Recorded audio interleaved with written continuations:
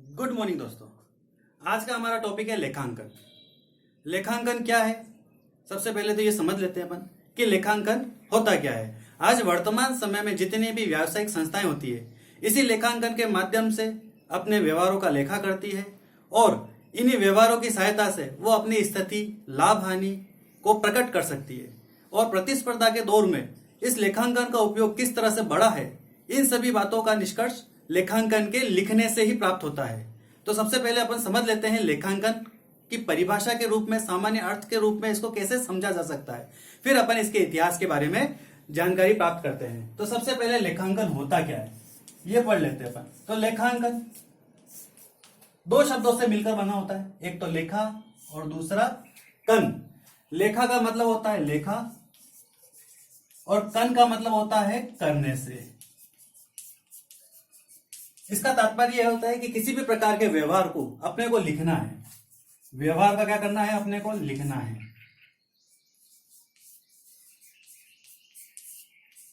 अब ये व्यवहार क्या शब्द होता है?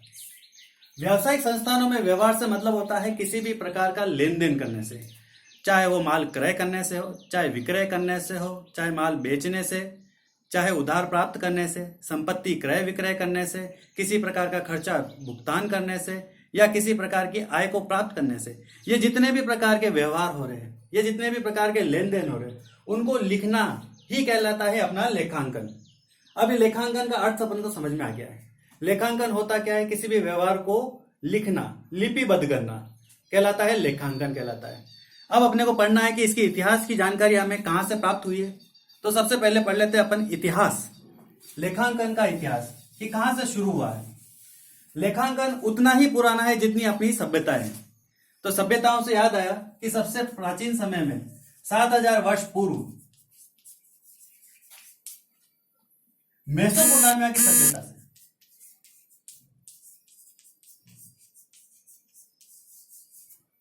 सभ्यता से इसकी शुरुआत हुई है। माना जाता है कि मेसोपोटामिया की सभ्यता में कृषि संबंधित जितने भी प्रकार के व्यवहार होते थे, वहां पे औजारों से संबंधित जितने भी प्रकार के थे, वहां से इसकी शुरुआत को माना जाता है। उन औजारों को लिखने के बारे में वहां पे हमें को पता चला है। फिर उसके बाद में मेसोपोटामिया की सभ्यता के बाद में यही 3 या 4 वर्ष पूर्व एक बेबीलोनियों की सभ्यता और इजिप्ट की सभ्यता प्राप्त हुई थी। उस सभ्यता में हमें मिट्टी की एक पट्टी पर कुछ लिखे हुए साक्ष्य प्राप्त हुए थे। जो लिखे हुए साक्ष्य प्राप्त हुए थे वो लेखांकन से संबंधित थे कि वहां पे मजदूरों को मजदूरी, किस तरह से कर का भुगतान, किस तरह से आय प्राप्त हो रही है, ये सभी साक्ष्य हमारे को वहां पर एक मिट्टी की एक पट्टिका पर ऊपर में प्राप्त हुई है। तो इसके 3 या 4 हजार वर्ष पूर्व तो ये बेबीलोनियों की सभ्यता,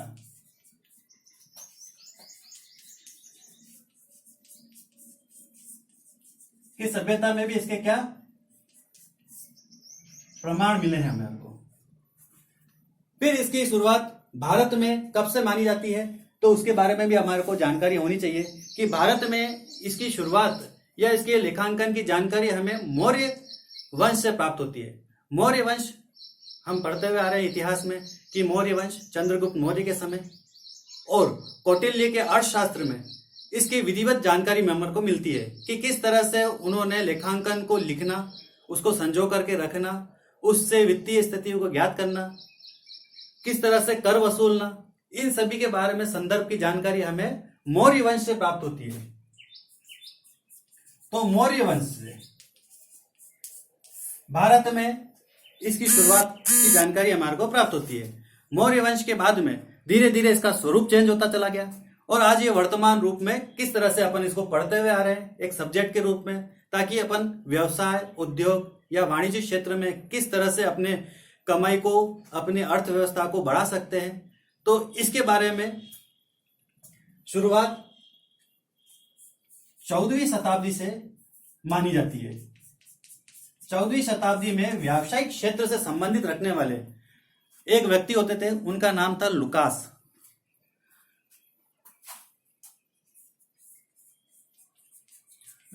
पेसियोली। ये व्यावसायिक क्षेत्र से संबंधित थे। इन्होंने व्यावसायिक क्षेत्र में एक विधि का बताया है। वो विधि थी कि दोहरा लेखा प्रणाली की सहायता से किस तरह से व्यापार को और वाणिज्य को किस तरह से संबंधित किया जा सके, बुक कीपिंग मेथड और बुक ऑर्गेनाइजेशन से संबंधित, बिजनेस प्रबंध से संबंधित इन्होंने एक पुस्तक में इसका वर्णन किया गया है। इनकी पुस्तक है अरिथमेटिका ज्योमेट्रिका प्रोपोर्शनलिटी पर प्रोफेशन, ये इनकी पुस्तक का नाम है। इस पुस्तक में इन्होंने दोहरा लेखा विधि का यूज करते हुए इन्होंने पुस्तक में इसका वर्णन किया गया है कि किस तरह से हम व्यापार या वाणिज्य क्षेत्र में इसका उपयोग किस तरह से अपन कर सकते हैं। और आज वर्तमान के दौर में इसी दोहरा लेखा विधि द्वारा जितने भी व्यवहार संपन्न हो रहे हैं वो इन्हीं की ही देन है, लुकास पेसियोली की देन है। तो हम ये मानते हैं कि दोहरा लेखा प्रणाली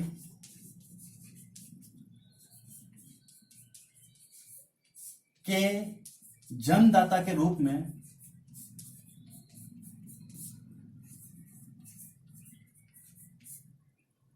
इन्हें पढ़ते आ रहे हैं। इन्हें हम दोहरा लेखा प्रणाली के जन्मदाता के रूप में इन्हें हम पढ़ते आ रहे हैं कि दोहरा लेखा प्रणाली की विधि इन्होंने किस तरह से दी है, किस विधि की सहायता से आज वर्तमान स्वरूप में लेखांकन किया जा रहा है। तो ये दोहरा लेखा प्रणाली इन्हीं की देन मानी जाती है, लुकास पेसियोली की देन मानी जाती है। फिर उसके पश्चात 17वीं शताब्दी में हम इसको शिक्षा से संबंधित जोड़ करके विभिन्न विश्वविद्यालयों, स्कूलों में इसको एक सब्जेक्ट के रूप में प्रारंभ किया गया है। तो ये 17वीं शताब्दी से हम इसको एक सब्जेक्ट के रूप में पढ़ते हुए आ रहे हैं कि किस तरह से व्यापार और वाणिज्यिक क्षेत्र की से संबंधित जितनी भी इकाइयां हैं उसकी जानकारी हमें शिक्षा के माध्यम से मिल सके, ताकि अपने स्तर को बढ़ा करके प्रत्येक व्यक्ति किस तरह से व्यापार, वाणिज्य या औद्योगिक क्षेत्र में आगे बढ़ करके अपना और अपने देश का विकास कर सके। तो इसको 17वीं शताब्दी में इसको एक शिक्षा के रूप में जोड़ा गया है। फिर उसके पश्चात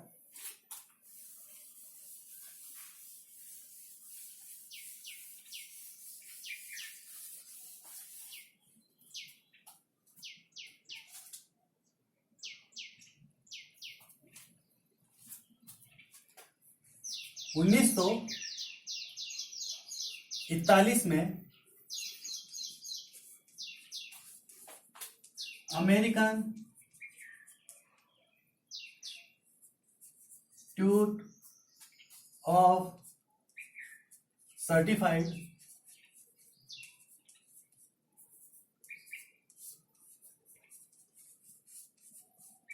public, American institute of the certified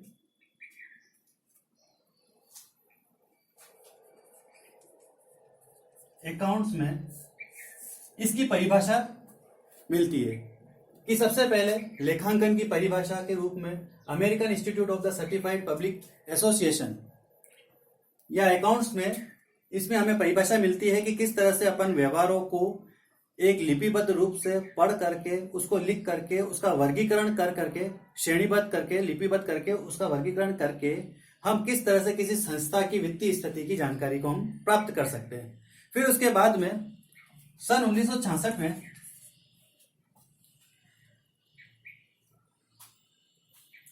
American